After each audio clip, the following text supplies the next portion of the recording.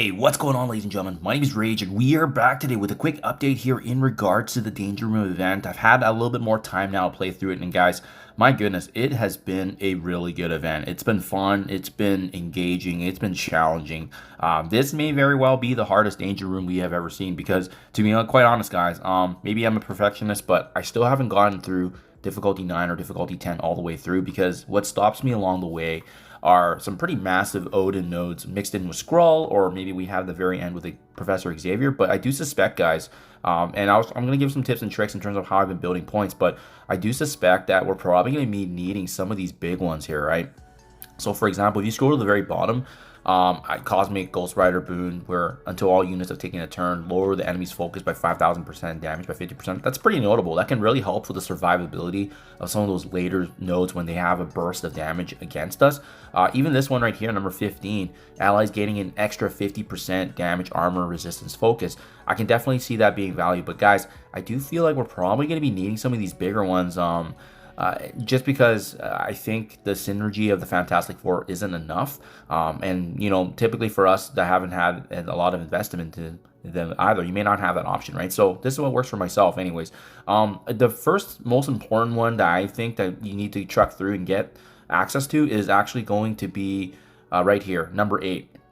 The Accursed Energy, allies gaining 1 energy on kill. Reason being is because you can actually get started with Blade, and he can do a lot of one-shots on nodes. So I'll just do difficulty 9 for demonstration purposes, but this is kind of what's worked for me to build up points here.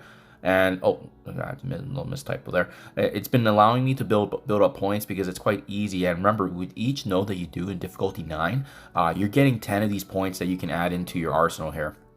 Obviously, you get more along the way as you progress, but this is kind of how I have it. I like Hyperion because he does have some pretty decent AoE, and he's a good tank, which shoulders away damage from Blade. But this has been kind of what's working for myself, guys. So I'll give you an example here. I'll use Blade Special here, and what's beautiful about this is he's getting energy each time that he gets a kill as well, right? So this helps us sustain the damage, but as well be able to get through some nodes very, very quickly. As you can see, he's already back to full energy and helping us obviously progress through. And it's kind of an efficiency game, right? You want to get as many nodes as you can get done in a short amount of time, and rinse repeat. See right there, it's 10 already. So if in order to get access to obviously some of the better benefits, we have to keep on stacking damage and keep on finishing as much as we can. And I do suspect that the final complement is going to be some sort of those later big packs that we saw, which is going to give some immense benefit as we're progressing through this. As you can see right here, right? And these guys stack up quite hard and pretty fast already. But thankfully, like I said, I'm just going to go ahead and use the special again because I don't think these characters are strong enough that we need to use the big ultimate by Blade. But look at him, he's just rinsing and repeating. What's even better is if you're able to get Blade to a point where he can get turn meter based on kill, and then as well as other speed manipulation ways to boost him up as high as possible. And that way he can carry it. The ultimate costing 2 less, that's pretty good for the rest of the team. Just essentially just increasing as much offense as possible with speed and turn meter, right? And then what's nice is I do believe Iron Patriot, he's part of the Thunderbolts team, so he's gonna get a little bit of synergy there as we progress. But you can see already, guys, not even a few minutes here, we are already going through here and you know, making good progress. The one thing to be mindful of, guys, the reason I didn't take that bleed passive card is because it's been benefiting the Super Skrulls that we're up against too, right? So keep that in mind. So doing good once again. Now that we're up against some of these you know, gear tier 19 characters, I would recommend just using the ultimate there. See, once again, one-shotting it.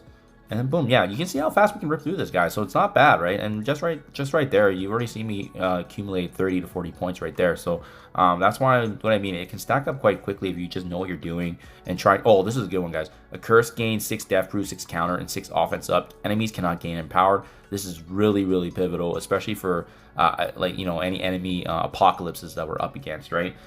You know, and like I said, these clone ones are really fun too. But yeah, every match is different, and it's been fresh, guys. It's been fresh. Obviously, a lot harder than what we've seen in the past, but and now that the day's reset, we can actually go ahead and rent characters like Franklin as well. But again, I'm probably gonna do that in my last and final run, where I feel like, you know, we're gonna have a pretty good chance of getting all the way to the finish line. But what usually stops me is either the last node with Professor Xavier or the second last node. So that's kind of a good indication of where you're at.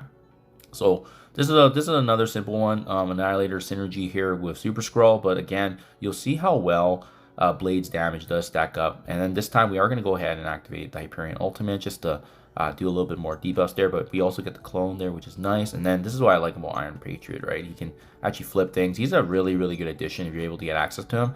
But I do think it's going to be the Thunderbolts and Blade show carrying for the most part until you get access to some of those big ones. And only then do I think maybe that's when we go in and bring in the rest of the Fantastic Four team with their synergies.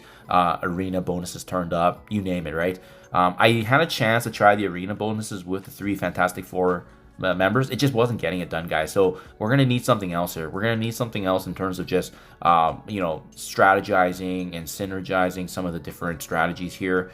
With theory crafting opportunities, right? And again, guys, like as you've been watching this for a few minutes, you can see how fast we can roll through this when you get going. And that's, I'm not trying to say it is easy, but there are definitely easier runs, and then that's kind of what you want to be, having to play in mind, right? But the good news is that with Blade plus any other kind of Thunderbolt opportunities, he gives us a better fighting chance here, and that's kind of what I'm going for here.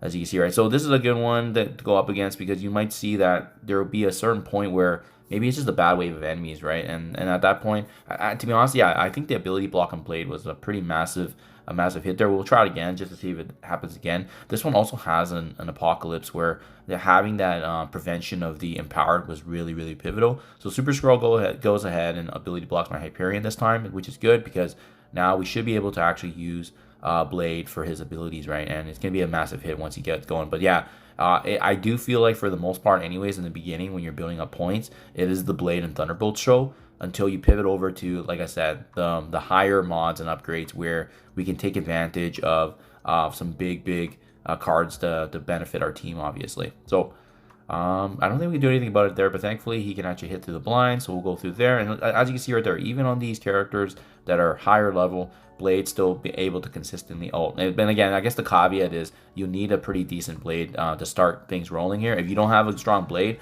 now it wouldn't be a bad time, guys, because remember, we still need him for Age of X, the city section progression. And as well, don't forget as well, he's needed in raids every single day with the Chaos raid. So he's providing a lot of value. This might be close to our limit anyways, but yeah, I just wanted to give you guys some quick tips here. As you can see right there, once again, Blade carrying even through some of these like big nodes. So I'm glad this was at least captured so you guys can see even on difficulty 9. But then as it progresses, and like I said, I don't feel great about some of the cards we picked, but at least like we're able to at least get through and still get some points along the way. And then you keep building that up, guys. So yeah, do let me know what you think though in the comments below. Hopefully you guys have also been having fun. I think it's been really great to see how challenging this has been. It definitely gives me that OG Apocalypse Scourge vibes here, just having to go through it and build up points and obviously see how you do. But in the meantime, guys, I'll revisit this when I do figure out how I'm going to get through all the way. But let me know what works for you guys. Have you finished difficulty 9 or 10? What team combinations has worked? Drop that down in the comments below. Let's all share ideas and obviously get the end event together. Thank you for your time as always, and I'll catch you guys in the next one.